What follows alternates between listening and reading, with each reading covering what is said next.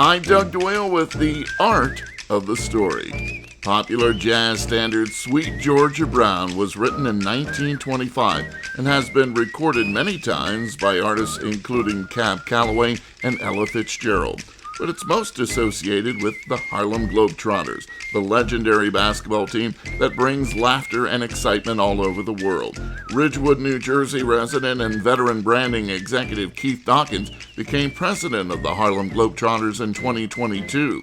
When was the first time he remembers hearing Sweet Georgia Brown? Going back to my childhood part of me, I say this to players who come on the team all the time. I go, listen, I'm old enough where there was no TikTok, there was no internet, there was nothing. There was like 4 channels that you watch and what have you. The Harlem Globetrotters are one of those things that is like a childhood memory.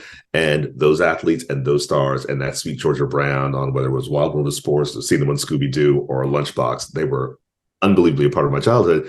And so to think, that 7 or 8-year-old me, they were as much as part of my kind of journey into like TV capturing my imagination and sport. The current Globetrotters roster is filled with all kinds of showmen, dunk specialists, and sensational dribblers, and has a number of women on the squad, something Dawkins says is extremely important. Alexis Morris, we just signed, and Alexis was a second-round pick of the WNBA draft and played on LSU's national championship team in 2023, was leading scorer on that team, the national championship game.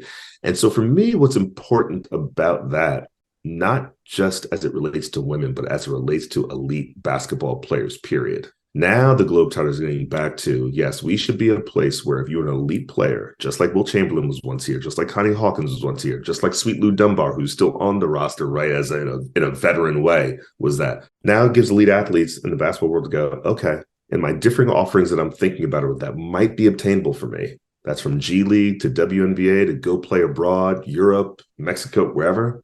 The Globetrotters now are on their radar. Of all the famous Harlem Globetrotters of the past, like Meadowlark Lemon and Wilt Chamberlain, a particular bald-headed guard was Dawkins' favorite. Curly Neal about to go into his dribbling act, and that's Jimmy Hebron against him. Hebron from Wilmington College in Newcastle, Delaware, and they picked on him all day. Look at Curly. Just one of those players that kind of spilt off the page, kind of like people wanted to dress like Clyde Frazier. People wanted to walk like, or move like Arthur Ashe. Curly Neal was that type of person, right? The gold chains that he would wear, right? It's like, is that why Orlando Woolridge and Michael Jordan and some others were wearing the gold chains? I don't think it was just Doc, right? I think it was Curly Neal. Dawkins stresses this year's team honors the legacy of the Globetrotters as goodwill ambassadors and are extremely committed to community service. You can see my entire Sports Jam interview with Keith Dawkins on the WBGO Facebook page. The Globetrotters have games at Madison Square Garden tomorrow and at the Cure Insurance Center in Trenton on March 1st. I'm Doug Doyle, WBGO News.